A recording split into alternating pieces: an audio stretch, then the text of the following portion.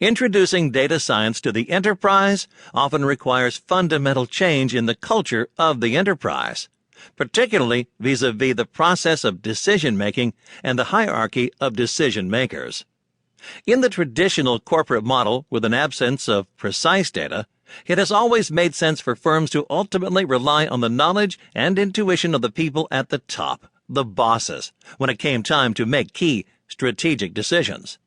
This has not only been a question of rank and power, but also a reflection of the fact that the people in the upper strata of the firm have generally tended to be those with the greatest experience, the longest tenure, and therefore the most informed and viable intuition.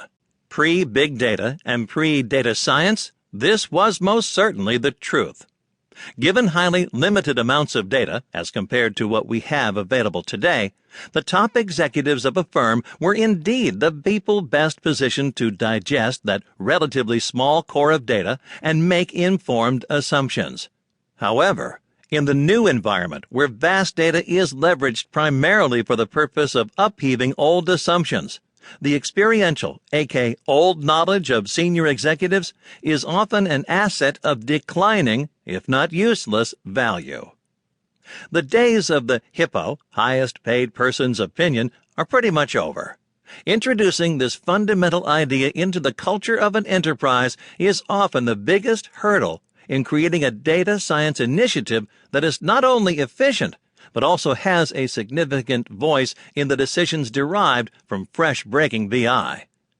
To be truly data-driven, the enterprise must embrace a culture wherein the very first question asked before decisions are made is, what does the data say? The shrewd executive will also be asking key follow-up questions such as, from where was this data derived? And what kinds of analyses have been applied? And how confident are we in these results?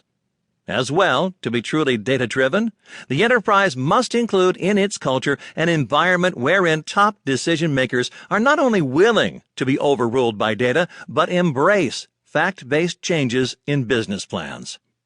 Top management, of course, still remains at the helm of the enterprise.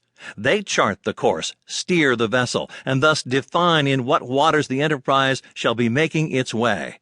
Thereby, they also define in what areas of inquiry data scientists must focus their attention.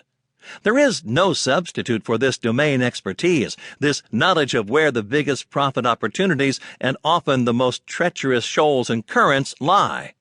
Thus, the value of the hippo kingpins will morph from being seat-of-the-pants dictators to simply knowing what questions to ask. They'll be the proofs of Pablo Picasso's old admonition. Computers are useless. They can only give you answers. As in all things, leadership is critical when it comes to the practice of effective data science. Clear goals must be set, and they must be set by domain experts who understand how a market, discipline, or environment is developing, who can think in new ways and ponder novel solutions, who can embrace compelling new ideas, and can do all these things while at the same time balancing the needs of all stakeholders, including customers, stockholders, and employees. Data science demands practitioners with skill sets not native to most enterprises, not even most IT departments.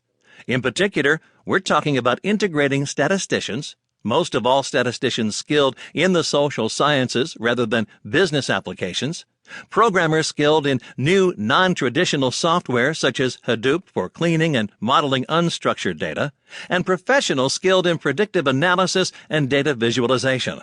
These professionals, whose techniques, along with their data, are largely unstructured, occupy a previously undefined place on the map of the enterprise, one which lies in a one-time no-man's land somewhere midway between the IT and marketing departments.